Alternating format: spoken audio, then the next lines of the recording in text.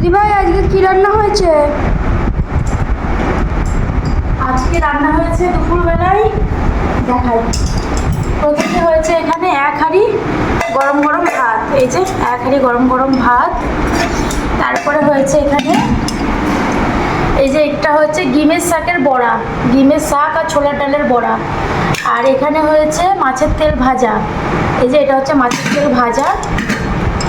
আর এই যে এখানে হয়েছে ডিমের শাক আলু দিয়ে ভাজা।